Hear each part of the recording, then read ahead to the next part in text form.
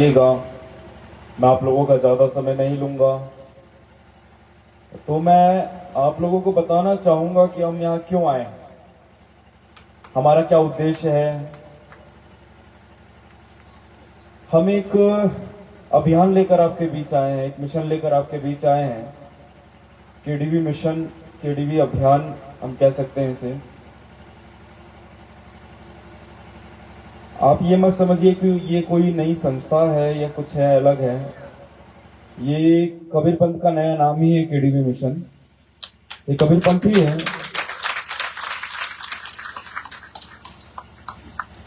जैसा कि आपको हमारे महासचिव ने बताया कि हम प्रयागराज गए थे, तो हम शंकराचार्य जी से मिले, महामंडलेश्वर जी से मिले और काफी कथावाचकों से भी मिले और काफी संतों से मिले हम।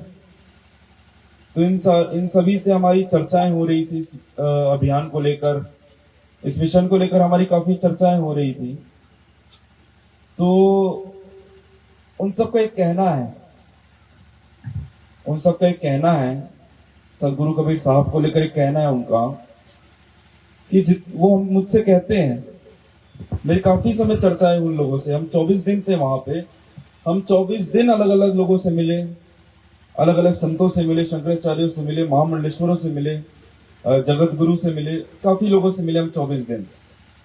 तो हर दिन मुझे एक बात सुनने मिलती थी, हर दिन एक ही बात सुनने मिलती थी। मैं आप लोगों को बताना चाहूंगा वो बात। वो हमसे कहते थे कि हमारे जितने भी कथाएं होती हैं, जितने भी हमारी कथाएं होती है, जितने भी हमारे प्रवचन होते हैं, उसमें हमको सदगुरु कबीर साहब की वाणी लेनी ही पड़ती है। उनके वाणी वचनों के बगैर हमारी कथाएं, हमारे प्रवचन हो ही नहीं सकते। तो ऐसा उनका कहना है। थोड़ा आवाज बढ़ाइए इसका। तो ऐसा उनका कहना है। तो इससे एक चीज समझ आती है हमें, कि मुझे एक चीज समझ आई कि हमारे सदगुरु कबीर की जो वाणी वचन है, जो सदगुरु कबीर साहब का जो संदेश है, उसका वो उतना महत्व समझते हैं, उसको इतना मान देते हैं। और हम तो सदगुरु कबीर साहब के बताए हुए मार्ग से आते हैं, उनके बताए हुए रास्ते में हम चलते हैं। हम सब कबीरपंथी हैं। तो सदगुरु कबीर साहब हमसे क्या कह रहे हैं? सदगुरु कबीर साहब हमसे कह रहे हैं, दया करो और धर्म को पालो, जग से रहो उदासी, अपना सा जीव सबको जानो, ताही मिले अविनाशी। ऐसी सदगुरु कबीर साहब की वाणी है। तो इस वाणी से हमने सिर्फ 1/4 ही लिया है, हमने जीव दया और आत्म पूजा को। जीव दया आत्म पूजा जो है,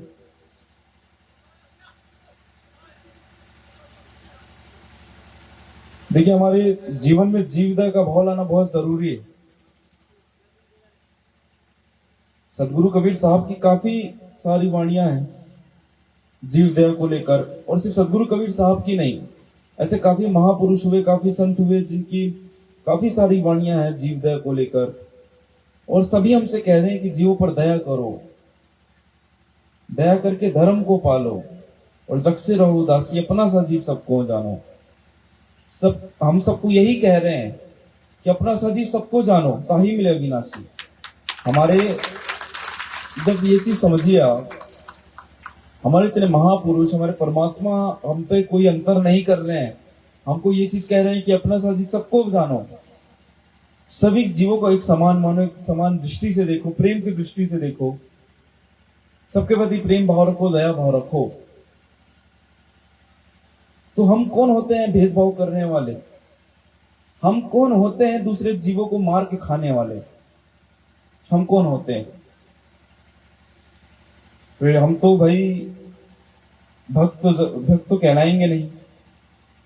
हम ऐसे तो अपने आप को भक्त कह ही नहीं सकते, अपने परमात्मा का भक्त कह ही नहीं सकते। हमारे परमात्मा तो हमसे यही कह रहे हैं कि अपना सा जीव सबको मानो। हमारे परमात्मा तो कह रहे हैं जीव दया आत्म पूजा, सदगुरु भक्त और नहीं दूजा। हमारे परमात्मा तो हमसे ये कह रहे हैं, लेकिन हम तो इसके ठीक विपरीत कर रहे हैं। हम किसी के प्रति गलत भाव रखते हैं, हम किसी की निंदा करते हैं, किसी को परेशान करते हैं, किसी के बारे में गलत सोचते हैं। हम तो यही कर रहे हैं। कहां से हुई जीव दया? कहां से जीव दया हुई? आप लोग खुद बताइए, खुद विचार करिए इस बारे में।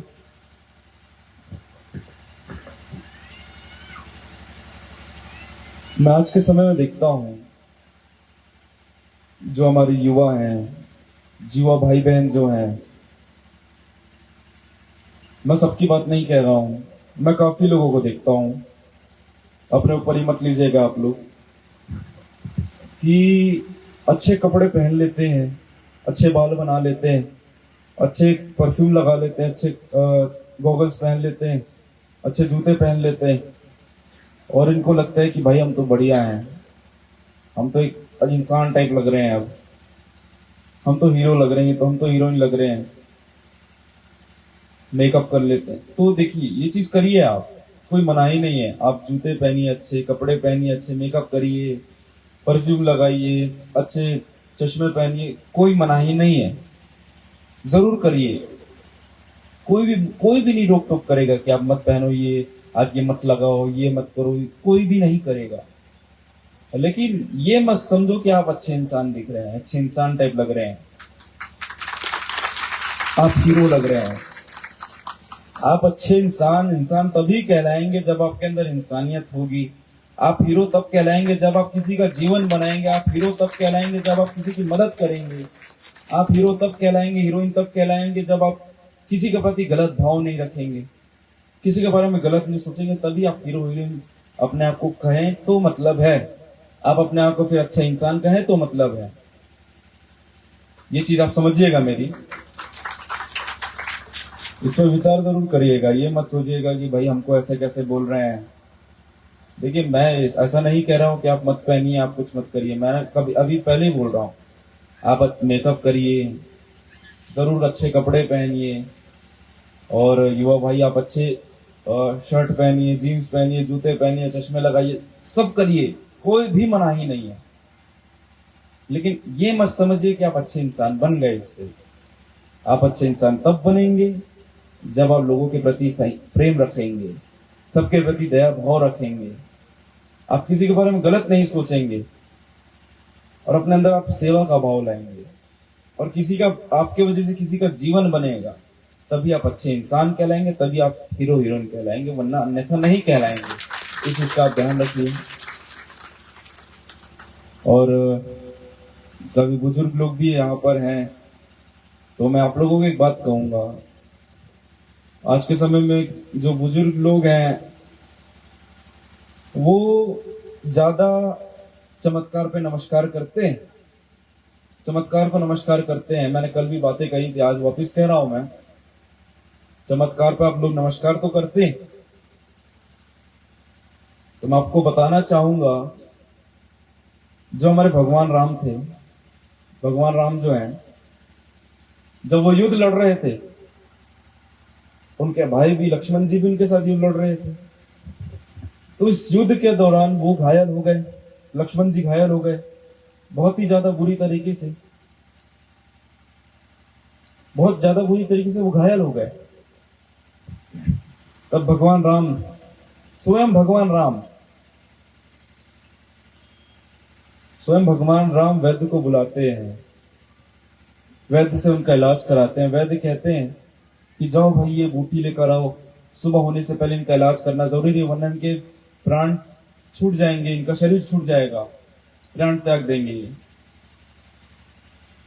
तो फिर वैद्य जी के कहने पर बूटी मंगाई जाती है, सुबह होने से पहले इलाज कराया जाता है। तो आप लोग ये सोचिए, आप लोग ये सोचिए, खुद सोचिए आप लोग, जब स्वयं भगवान राम चिकित्सा का पालन कर रहे हैं, वैद्य को बुलाकर अपने भाई का इलाज करा रहे हैं, तो आज के समय में ऐसा कौन हो रहा है कि जो कह रहा है मैं सर पे हाथ रख देता हूं तो तुम्हारा कल्याण हो जाएगा, मैं तुम्हारे सर पे हाथ रख देता हूं तो तुम ठीक हो जाओगे? कौन कह रहा है? ये तो पाखंडी लोग कह रहे हैं। जब स्वयं भगवान राम ऐसा बोल रहे हैं कि भाई वैद्य को बुलाओ, वैद्य को बुलाकर अपने भाई का इलाज करा रहे हैं, जो हो रहा है वो कर रहे हैं उनके लिए, तो ऐसा कौन हो रहा है आज के समय में जो कह रहा है कि भाई जाओ मेरे चरण धो के पी लो, ठीक हो जाओगे? और ऐसा कौन कह रहा है? सुनिए, आज के समय में बेल पत्ती लीजिए, उसमें शहद लगा के शिवलिंग में चिपकाइए, आपका बच्चा पढ़े या ना पढ़े लेकिन एग्जाम में जरूर पास हो जाएगा, लेकिन उनका ही सुपुत्र 8वीं क्लास में फेल हो जाता है। तो ये मैं किसी के, देखिए मैं कोई विवाद वाली बात नहीं कर रहा हूं, मैं किसी के लिए गलत नहीं सोच रहा हूं, मैं आपको यही कह रहा हूं कि आप लोग चमत्कार पे नमस्कार क्यों कर रहे हैं? अपनी मेहनत पे भरोसा क्यों नहीं रख रहे हैं? कब तक आप किस्मत के भरोसे रहेंगे? कब तक रहेंगे? आप जब तक किस्मत के भरोसे रहेंगे ना, तब तक कुछ भी नहीं होने वाला आपके जीवन में, कुछ भी नहीं होने वाला। इस चीज का आप लोग ध्यान रखिए, कुछ भी नहीं होने वाला। कोई भी कहे नहीं ये चीज, आओ मेरा आशीर्वाद ले लो, मैं तुम्हारे सर पर हाथ रख देता हूं, तुम्हारा कल्याण हो जाएगा, तुम्हारी सारी बीमारी हट जाएगी, तुम एग्जाम में जरूर पास हो जाओगे। कभी नहीं, कभी भी नहीं होगा। जाओ आशीर्वाद लो, आशीर्वाद को चलो एक विश्वास मिलता है, हाँ चलो हमने आशीर्वाद ले लिया गुरु जी का, हमने भगवान का आशीर्वाद ले लिया, लेकिन मेहनत तो हमको फिर भी करनी पड़ेगी ना। बिना मेहनत के कुछ नहीं होने वाला। अब ये सोचेंगे भाई हम आशीर्वाद ले लिया, हमको कोई पढ़ने की जरूरत नहीं, हम बेलपत्ती चिपका दी, हमको कोई पढ़ने की जरूरत नहीं है, हमको कोई भी मेहनत करने की जरूरत नहीं है, और नहीं हुआ तो हम उनको ही गाली देंगे, अरे ये तो पाखंडी है, अपना धंधा खोल के बैठा है, कुछ होता है नहीं, फालतू हम इसके चक्कर में फंस गए, हमारा ये 1 साल बर्बाद हो गया। आप ही लोग कहेंगे, पहले तो बाबा जी हे प्रभु चरण में एकदम दंडवत कर देंगे आप लोग, आशीर्वाद दो, आशीर्वाद दो, मेरे बच्चे के सर पर अपना हाथ रख दो, ये सब करेंगे। अब कुछ हुआ नहीं तो उनको ही गाली देंगे, उनको ही पाखंडी कहेंगे। क्यों? क्योंकि आप लोग चमत्कार पे नमस्कार करते। और मैंने अभी कहा स्वयं भगवान राम चिकित्सा का पालन कर रहे हैं, वैद्य को बुला के अपने भाई का इलाज करा रहे हैं। वो चाहते तो वो भी अपने भाई के सर पर हाथ रख के उनको तो ठीक कर देते भाई, लेकिन किया उन्होंने नहीं किया। तो उनसे ये चीज सीखिए ना भैया, आप लोग उनसे ये चीज सीखिए। जिसका जैसा समाधान है, जिसका जैसा इलाज हो वैसा ही करना है। एग्जाम में पास होने का समाधान है पढ़ाई करना, तो पढ़ाई करो। बेलपत्ती चिपकाने से क्या होगा? किसी बीमारी का इलाज, बीमारी को ठीक करना है तो इलाज कराओ। सर पे हाथ रखने से क्या होगा? नहीं होने वाला कुछ। बीमार हो तो इलाज कराओ, पास होना है तो पढ़ो। अगर तुमको अपना व्यापार अच्छा बढ़ाना है तो तुम इतनी मेहनत करो, तभी तो कुछ होगा ना। अगर तुमको रेस में दौड़ना है, तुम रेस में हो तो तुम भागोगे नहीं तो कहां से जीतोगे? भागना ही पड़ेगा तभी तो जीतोगे। कि मैं तो बाबा जी का आशीर्वाद ले लिया हूं, मैं खड़ा रहूंगा, बाबा जी अपने आप आशीर्वाद से अपने आप मुझे वहां तक पहुंचा देंगे, ऐसा तो नहीं होने वाला ना। ऐसा नहीं होने वाला। भागना तो हमको पड़ेगा, मेहनत तो हमको ही करनी पड़ेगी, तभी तो जीतेंगे, वरना कहां से जीतेंगे। तो मैं आप लोगों से हाथ जोड़कर, मैं आप लोगों से अनुरोध कर रहा हूं कि किस्मत के भरोसे आप लोग मत बैठिए, अपने मेहनत पे भरोसा रखिए, अपने मेहनत पे भरोसा रखिए। आशीर्वाद ले लिए उससे बस हो गया, ऐसा नहीं होता है। मैंने कल भी कहा कि देखिए परमात्मा ने हमको, खुद सोचिए, परमात्मा ने हमको बनाया है, अब परमात्मा ने हमको आशीर्वाद के तौर पर एक शरीर दिया है, ये बुद्धि दी है, ये चेतना दी है, सोचने समझने की शक्ति दी है। इससे ज्यादा तुमको आशीर्वाद क्या चाहिए? इससे ज्यादा आशीर्वाद आपको क्या चाहिए बताइए ना आप। इससे तो आप पूरे सक्षम है। इस शरीर से, इस बुद्धि से आप क्या कुछ नहीं कर सकते? क्या कुछ नहीं कर सकते आप? परमात्मा ने आपको दिल दिया है, आपके अंदर प्रेम का भाव दिया है।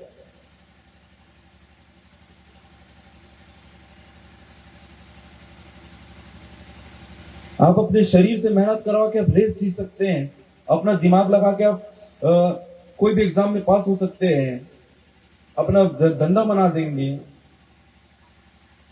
अपना दिल का इस्तेमाल करेंगे, अपने प्रेम का इस्तेमाल करेंगे तो आप पूरी दुनिया को जीत जाएंगे। प्रेम से पूरी दुनिया को जीत सकते हैं।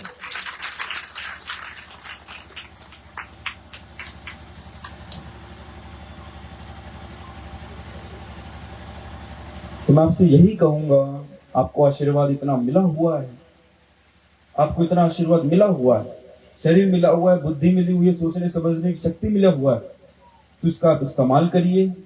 इसके किस्मत के भरोसे बस मत रहिए। आशीर्वाद लेकर एक ये समझिए कि चलो हाँ भाई हमारे पास थोड़ा विश्वास मिला, लेकिन फिर भी हमको मेहनत करनी है, इस चीज को आप ध्यान रखिए। तभी कुछ आपके जीवन में होने वाला है, अन्यथा कुछ नहीं होने वाला आपके जीवन में। इस चीज का आप ध्यान रखिए। और मैं आखिर में बस यही कहूंगा, मैं एक पंथी कह रहा हूं, आप उसको एक बच्चे सुनिएगा, उस पर विचार करिएगा। नदियां न पीवे कभी अपना जल, वृक्ष न खाए कभी अपने फल, अपने तन का मन का धन का दूजे को दे दे दान है, वो सच्चा इंसान अरे इस धरती का भगवान है। इस चीज को आप लोग याद रखिएगा, इसको अच्छे से समझिएगा। तो इतना ही कह के मैं आप लोगों से आज्ञा चाहूंगा, अपनी बातें को यहीं विराम करता हूं। तो आप सभी ने मेरी बातें बहुत ही ध्यानपूर्वक सुनी है। इतना ही कह के मैं आज्ञा चाहूंगा। साहे बंदगी साहे साहे।